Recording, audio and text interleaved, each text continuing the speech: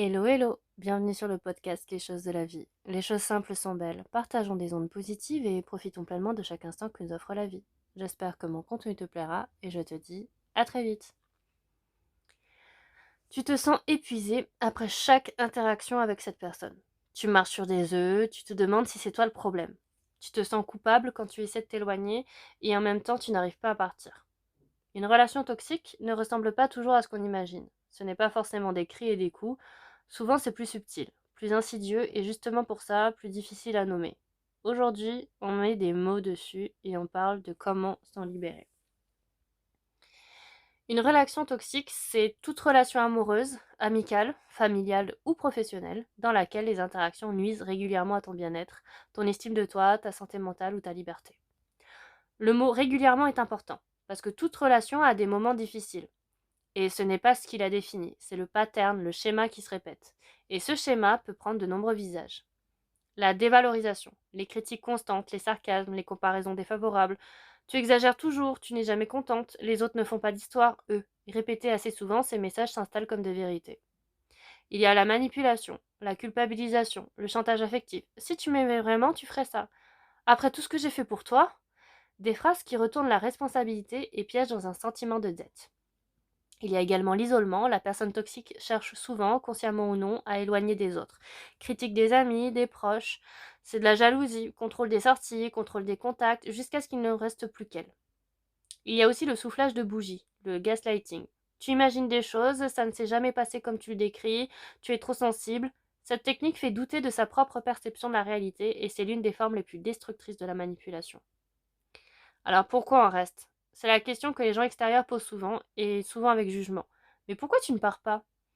Ce jugement ne tient pas compte de la complexité de ce que l'on vit à l'intérieur. On reste parce qu'on aime, parce qu'on espère que ça va changer, parce qu'on a des moments de douceur qui font croire que le problème est réglé, puis ça recommence. On reste parce qu'on a peur, de la réaction de l'autre, de la solitude, de regretter. On reste parce qu'on se dit que c'est notre faute, que si on faisait mieux, ça irait mieux. C'est souvent ce que la relation toxique a réussi à nous faire croire. Et on reste parce qu'on ne reconnaît pas toujours ce que l'on vit. Les schémas toxiques se mettent en place progressivement, une frontière franchie, puis une autre, et quand on regarde en arrière, on ne sait plus où les choses ont basculé. Alors comment reconnaître les signaux? Quelques questions à se poser honnêtement. Est-ce que tu te sens moins bien dans ta peau depuis que cette relation est dans ta vie? Est-ce que tu adaptes constamment qui tu es pour éviter les réactions de l'autre?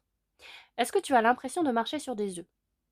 Est-ce que tes autres relations se sont appauvries depuis que cette personne est présente? Est-ce que tu te sens coupable quand tu penses à toi? Une majorité de oui, c'est un signal. Pas une certitude absolue, mais un signal qui mérite d'être pris au sérieux. Alors, comment s'en libérer? Il faut d'abord nommer ce que l'on vit. La première étape est toujours de voir clairement. Pas de minimiser, pas d'excuser, de voir. Mettre des mots sur les comportements, pas sur la personne, ce comportement me blesse, cette dynamique me fait du mal. Nommer crée une distance entre soi et la situation et la distance permet d'agir.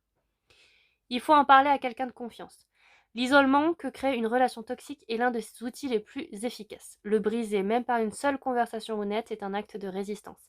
Un ami, un membre de la famille, un thérapeute, quelqu'un qui peut te renvoyer un regard extérieur ancré dans la réalité. Ensuite, il faut poser des limites et observer la réaction. Avant de partir, si tu veux tenter, pose une limite claire. Ce comportement n'est pas acceptable pour moi. Quand tu fais ça, je ne peux pas continuer cette conversation. La réaction de l'autre à cette limite est très informative. Quelqu'un qui tient à toi et à la relation va entendre, ajuster, faire un effort. Quelqu'un qui ne voit en toi qu'un moyen va se mettre en colère, minimiser, retourner la culpabilité. Enfin, il faut se préparer à partir, si nécessaire. Parfois, la seule issue, c'est de partir. Et partir d'une relation toxique, même quand on le sait nécessaire, est rarement simple. Prépare-toi pratiquement, si tu partages un logement, une vie, des finances, émotionnellement, avec du soutien. Et mentalement, en acceptant qu'il y aura du deuil, même pour une relation qui faisait du mal. Et partir d'une relation toxique, c'est un acte de courage et d'amour de soi, pas d'égoïsme, de survie. Alors si quelque chose dans cet épisode t'a parlé, prends ça au sérieux. Tu mérites des relations qui te portent, pas qui t'épuisent, qui te construisent et pas qui te démolissent, qui te donnent envie d'être toi-même et pas qui t'obligent à te diminuer. Ce n'est pas un luxe et c'est un droit. Alors, je te remercie de m'avoir écouté. Je te dis à très vite pour un autre podcast et en attendant, prends bien soin de toi.